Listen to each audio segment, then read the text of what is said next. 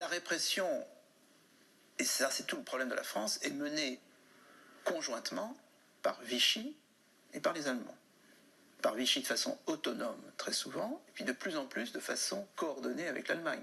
Ce qui est intéressant dans la situation de la fin de l'époque de Vichy, 43-44, c'est que Français, vichistes, ultra et Allemands travaillent la main dans la main. Ça, c'est une situation évidemment tout à fait dramatique pour les réprimer et surtout, je dirais symboliquement, catastrophique. En octobre 1940, Pétain rencontre Hitler et son état-major à Montoire, en Touraine.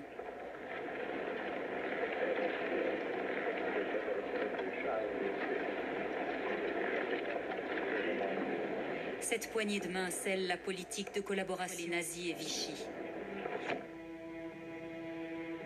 Pour ceux qui veulent résister, c'est une gifle.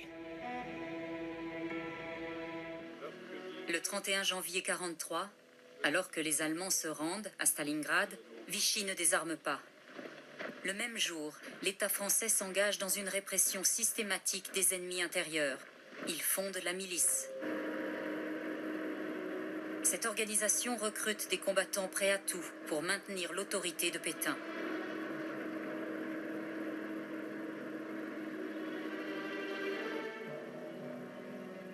Le 21e et dernier point du serment que jurent les miliciens ne laisse aucune ambiguïté sur leurs intentions face aux attaques de plus en plus violentes des résistants.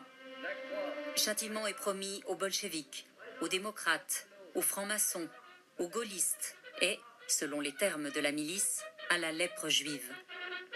La naissance de la milice lotoise est officialisée le 23 février 1943 au théâtre de Cahors en présence de 200 personnes, dont Loïc Petit, récemment décoré de la Francisque.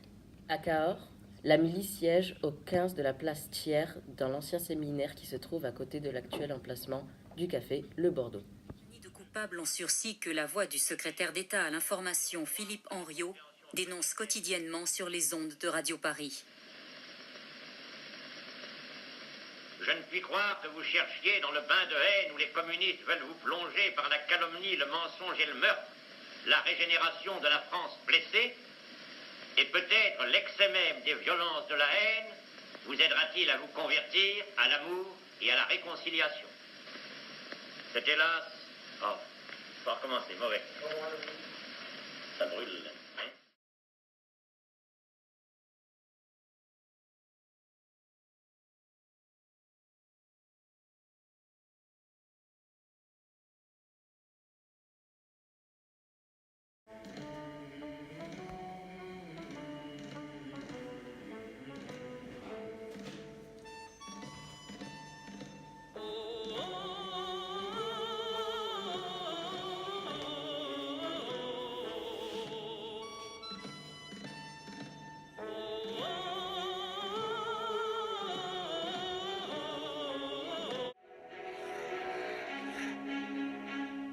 Parvenue à Cahors, la division d'Asraj s'est scindée en 3 pour suivre des itinéraires séparés.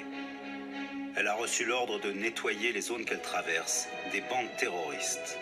En clair, anéantir les foyers de résistance sur sa route, principalement ceux du Limousin. Le 1er bataillon du régiment d'Heerführer prend des chemins de traverse, tandis que l'état-major continue sa route vers Limoges. 7500 Waffen-SS, armés et expérimentés, ainsi que des centaines de véhicules, ouvrent la marche vers Tulle. Sa progression est ralentie par les panzers et les blindés que la Wehrmacht a refusé de transporter par le chemin de fer. Un certain nombre a tout de même pu être chargé sur des wagons-plateformes à Montauban, pour être acheminés passant par Brive jusqu'en Normandie.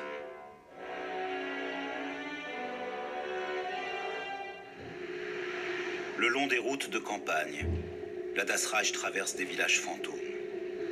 Les SS n'y ont pas laissé de bons souvenirs. À Montpezat de Quercy, le 2 mai 1944, les soldats de la division Das Reich ont fusillé 15 civils en représailles au sabotage de la ligne ferroviaire Toulouse-Paris.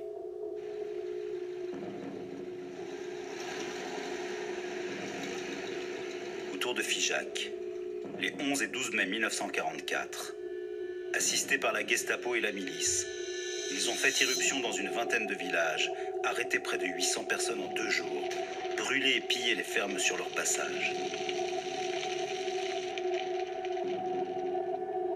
Le 21 mai, à Fraissinet-le-Gela, 3 femmes ont été pendues à leur balcon et 10 hommes exécutés avant que le village ne soit incendié.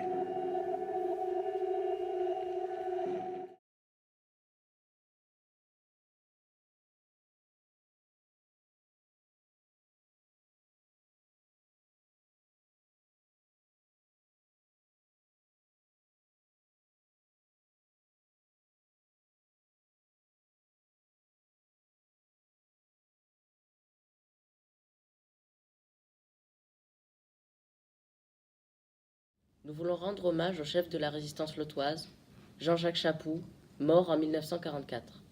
Il a été tué dans un accrochage près de Bourganeuf, dans le Cantal.